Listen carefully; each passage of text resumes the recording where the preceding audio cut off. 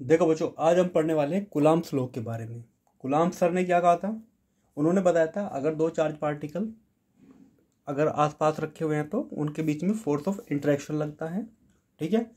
अब वो फोर्स या तो रिपल्शन हो सकता है या अट्रैक्शन हो सकता है। उसकी वैल्यू कैसे कैलकुलेट कर सकते हैं वो उन्होंने बताया था अपने फॉर्मूले में।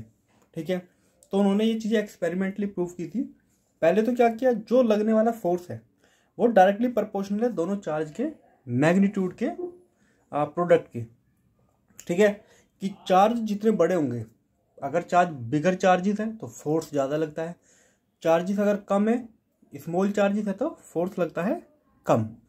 ठीक है। दूसरी बात उन्होंने देखा, अगर चार्जेस के बीच में डिस्टेंस को बढ़ा देते हैं तो जो लगने वाला फोर्स है वो बिहेव करेगा 1/r²। ठीक है। तो जो फोर्स है वो इनवर्स रिलेशन रखता है स्क्वायर ऑफ डिस्टेंस के।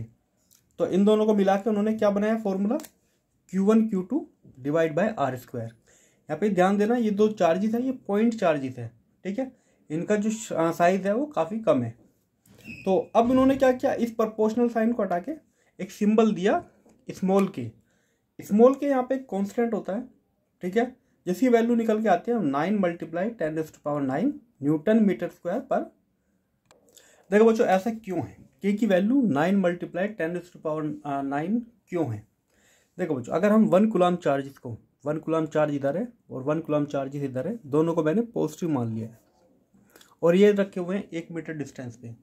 तो इन दोनों में जो फोर्स लगता है वो लगता है 9 × 10⁹ ठीक है। क्योंकि Q1 भी 1 है, Q2 भी 1 है, डिवाइड बाय 1²। तो ये जब कैलकुलेट करते हैं तो एक्सपेरिमेंटली देखा गया है लगने वाला फोर्स होता है 9 × 10⁹ ठीक है। और यूनिट क्या आएगी के की?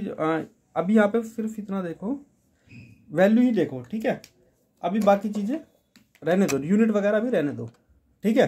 तो जो इसीलिए के की वैल्यू आती है 9 × 10⁹ ये हो गई वैल्यू। अच्छा, के जो कांस्टेंट है वो कांस्टेंट किस वैल्यू पे डिपेंड करता है, किस क्वांटिटी पे डिपेंड करता है? वो होता है 1/4πε0। अब यहाँ पे एक और कांस्टेंट है, इसका क्या मतलब होता है? जो ε0 है ये एब्सोल्यूट इलेक्ट्रिक परमिटिविटी होती है। ठीक है। हर एक मीडियम की एक परमिटिविटी होती है। वाटर की अलग होगी, ग्लास की अलग होती है, इसकी वैक्यूम की अलग होती है।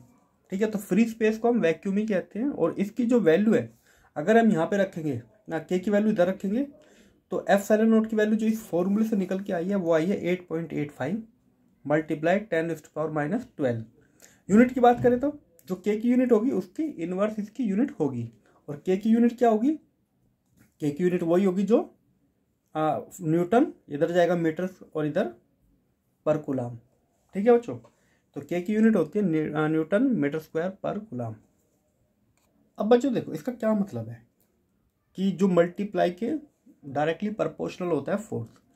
मान लेते हैं कि पहले जो चार्जेस रखे हुए थे इनके बीच में फोर्स था हाँ, अगर Q1 Q2 तो फोर्स लग रहा था इतना।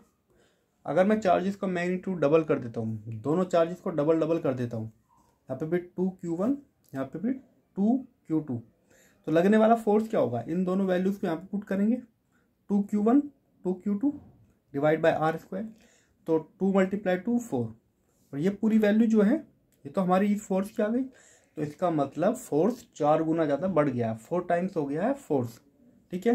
तो अगर आप हर चार्ज को डबल करोगे तो लगने वाला फोर्स 4 गुना हो जाएगा। अगर हर चार्जेस को आप ट्रिपल कर दोगे तो 3 × 3 9 टाइम्स हो जाएगा। हाँ, ये है कि उसके उन दोनों के बीच की जो डिस्टेंस है वो सेम रहनी चाहिए। वहीं अगर हम चार्जेस सेम रखें और डिस्टेंस को डबल कर दें, देखो बच्चों, डिस्टेंस डबल हो जाएगी तो फोर्स की वैल्यू कम हो जाएगी, क्योंकि इनवर्स रिलेशन होता है, हमेशा फोर्स इनवर्स रिलेशन रखता है डिस्टेंस के।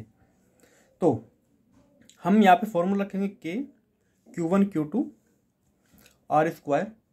हाँ, जो r² की वैल्यू अब 2r आ जाएगी, 2 का स्क्वायर होगा 4r²। अब ये पूरी वैल्यू तो बनेगी हमारे इनिशियल जो फोर्स था यहाँ पे, और 4 आ गया इसके डिनोमिनेटर में। इसका मतलब लगने वाला फोर्स जो है वो 1/4 हो गया है। अगर आप डिस्टेंस को डबल करोगे तो लगने वाला फोर्स 1/4 हो जाएगा। डिस्टेंस को ट्रिपल करोगे तो 3 का स्क्वायर 9, तो लगने वाला फोर्स 9 गुना कम हो जाएगा। ठीक है बच्चों। तो इसी तरह काम करता है फोर्स, डायरेक्टली प्रोपोर्शनल दोनों चार्ज के मल्टीपल के, और इनवर्स रिलेशन रखता है स्क्वायर ऑफ डिस्टेंस। ठीक है बच्चों, चलो आज के लिए इतना ही।